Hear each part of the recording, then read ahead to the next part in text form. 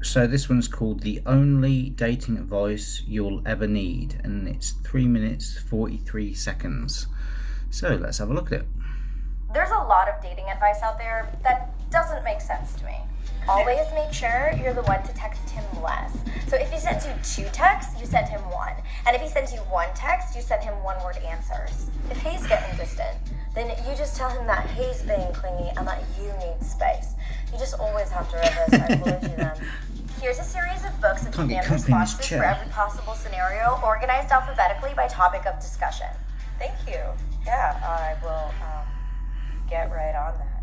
There's articles and books and movies and blogs and videos, all based purely on the concept that there is a right way to date someone.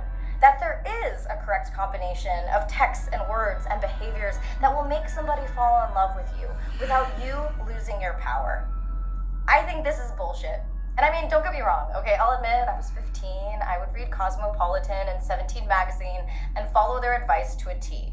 He's gonna call me now. He's gonna call me now. He's gonna call me now. Now. He's gonna call me now. He's gonna... I like this girl. She's entertaining. What's her name? Anna. 2.67 million subscribers. So far, I'm a minute in. I'm liking this video. Hey, Michael, I'm so sorry. I was just in the shower all naked and stuff. What's up, chicken butt? But I realized that all of this advice is based on the flawed premise that love is a game and people are prizes to be won. And when I would follow these rules and inevitably get to know a person better and become emotionally invested in them, I would realize way too late, wait, we're not actually compatible. Yeah, so I just walked out. Wait, you just left without paying? Look, if they're not gonna give me the bill on time, then I'm just gonna go. Bye. Sounds I like me. remember when I was in my late teens, early 20s, I had this really long conversation with my grandma where I was just confused and angry about love and marriage and dating, and I just felt like there were so many rules you had to follow, and I had so much anxiety about doing the wrong thing or saying the wrong thing. And she was like, Anna Kay, the only dating advice you will ever need is to just be yourself. Because that way, if somebody falls in love with you, they're falling in love with you and not this idea that you've presented. That's true, and it's the most cliched thing in the world, but it's very difficult to be yourself when you fancy somebody. Because when you fancy somebody, it's like an emotion possesses you. And so when somebody you fancy walks in the room, you get butterflies, you go a bit dizzy, you can't articulate words. So I think you have got to just be yourself. But it's difficult sometimes, I think, for some people because you fancy the pants off them and it changes and alters your behaviour. And so you're not naturally yourself. You're not naturally your best self. So I think it is true to just be yourself. But it's kind of like saying, don't eat sugar or, just save money. It's sort of like, it's easy to say, but it's probably very difficult for some people to do because they don't know who they are or they have to reconnect with some part of themselves, which is very difficult when they're so emotionally overwhelmed by fancying someone. Work to maintain an idea over a long period of time. It's quite easy to keep being yourself. And her advice, though very simple and straightforward and seemingly obvious, really stuck with me as a no bullshit way to see whose weirdness vibes with your weirdness. Because if you're the kind of person who says whatever is on their mind, no matter how inappropriate or dark, your date's gonna either laugh and like it, or they're gonna think it's awkward and never call you again. But either way, you didn't hold back an aspect of your personality that you otherwise might have suppressed for some time. I think it's much better to just be upfront with... Yeah, but at the same time, we have to suppress our personality for every other aspect of our life. Like when we're going to work, we have to dress a certain way, act a certain way, all that kind of stuff. When we're with our friends, people that we respect, we treat them in ways we probably wouldn't treat people that we disrespect. So it's sort of like, I think we do play roles in life, but it's important to play a role which is that which best represents who you are. So in one aspect, we do have to play a role in life, and the other aspect is that, like I say, emotions possess you. And I think what happens is people get possessed by their own emotions. And if they like it, great. And if they don't, cool. Move on and find somebody else. What have I been saying throughout all these videos? We are on exactly the same wavelength as I can see. And when you finally do, they'll like you for you instead of this carefully curated construct that you've spent so much time building for them. Yes. I'm Anna Akana. Stay right here for a sponsored message. Oh, like you, Anna. I like Anna. I can see why she's got so many subscribers. That was a brilliant video. The only dating advice you'll need. It is, but it's very difficult to be yourself. I think the better dating advice would be how to be yourself when you don't feel yourself because you feel like possessed by your feelings. So, but you have got to be yourself, because who else are you going to be? I think I might actually watch some more of Anna's videos. Let's have a look, see if she's got any other ones. So this one's called Dating Women Made Me Understand Men. Now, as you may remember, I like this because, again, she's got, like, this is 3 minutes 49 seconds, so it's a good, nice, short video. It's not going on for like 18 minutes or whatever. She's very much to the point. Oh, I like her style. I came out as bisexual last year. And good girl. Since then, I have been dating. I think if all women are honest with themselves, they're a bit bisexual. Since then, I have been dating women. And what I found very fascinating is that the more I date women, the more I find myself understanding heterosexual men. Let me explain. Exhibit A. I was on a first date with a... See, I like these videos as well because they're entertaining. She's doing role play and acting it out. This is beautiful. This is brilliant. I'm loving Anna's videos. Exhibit A. I was on a first date with a girl who asked me out, by the way. This is relevant because when the check came, she never once made a move to pay. Not even like the fake, let me reach for my purse move. And though I don't mind paying on a date, yeah, part of me felt like, the offer would have been... If I invite you out, I'm paying. That's it. Because I want to spend time with you. That's that. Nice. I was also a little taken aback that she didn't even say thank you. And I never heard from her again. It really made me feel like she just asked me out so she could have a free dinner. And the moment I thought that, I was like, oh my God, I sound like all of my guy friends right now. And my argument against why guys should pay for dates has always been like, look, girls take hours to get ready. Our investment is looking really nice for you. No, you can turn it without any makeup on, and if I like you, I like you. Makeup, clothes, that costs money. You don't need to wear makeup. You don't need. It's even better when you don't wear clothes. Too. But we were both girls in this situation. We both took hours to get ready, so I definitely felt slighted. Exhibit B.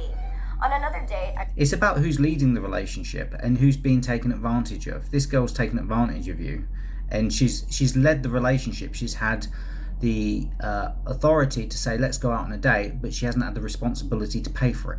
I went back to a girl's house and I ended up making friends with her cat.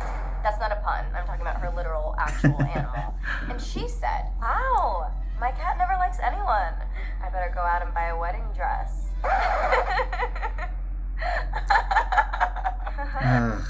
Yeah. And again, I felt like I got some serious perspective. I have been guilty of making these kinds of jokes on dates with men. I never really thought anything of it. I was just being silly. But then when I was on the receiving end of it, I suddenly didn't feel funny. Panic. And finally, Exhibit C. One girl invited me back into her house, and her specific words were, do you want to come in and make out? Obviously, I'm like, yeah, you're really pretty. I want to press my face to yours. But then when we got there, we both just sat on the couch and she talked till like 3 a.m. And I was like, yo, girl, I gotta wake up at like 6 a.m. I was told there would be kisses here. There are no kisses. And like, look, I don't want to sound like an asshole. Like, I don't mind talking. I love this girl so much. I love her directness and her bluntness and her upfrontness and her authenticity. I love talking, but she could have said, do you want to come in and just talk? And I would have had totally different expectations for the evening.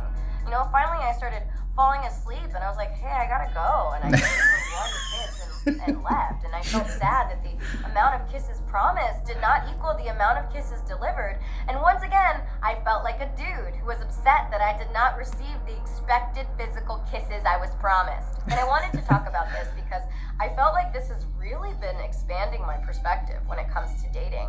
I finally understand a lot of the complaints my male friends have about dating that I admit I would usually dismiss. But now I really get it when they say, dating is just so expensive, man. Sometimes I feel like a girl doesn't even like me for me. She just wants a boyfriend. I wish it were more socially expected to go Dutch on the first few dates, but you're like a jerk if you even suggest it. And any experience that expands your compassion and understanding is one that I think is worthy of sharing. So what about you? Have you had any experiences that have shifted? I enjoy Anna's videos. I'm going to watch another one. Let's have a look. Let's have a proper look at her now because I really like her. 2 videos. I've had about like 7-8 minutes total of her. I'm loving her content. Let's get into some videos. She's got the same attitude I have. Why girls should ask guys out. I'm going to watch this one, 3.8 million views. I've always been the type of lady to go after what I want. Hey boy, you wanna I got you a present. You good looking boy, you wanna come home with me? Can I be your mom? I was your mom and shower you with gifts. Come on. Hey, come here. I was talking to a friend the other day who told me, I've been trying to send him signals, but I just don't think he's picking up on them. Why don't you just ask him out? Good one. This is brilliant. Serious. Oh. No, I can't do that. Why? Well, I mean... Now, I've always aggressively chased the boys that I've liked. Good. When I was a kid, I would make it abundantly clear if I liked you. Good. I like that. Good, clear communication. Everyone's saying communication is a problem. Can't communicate better than that, can you?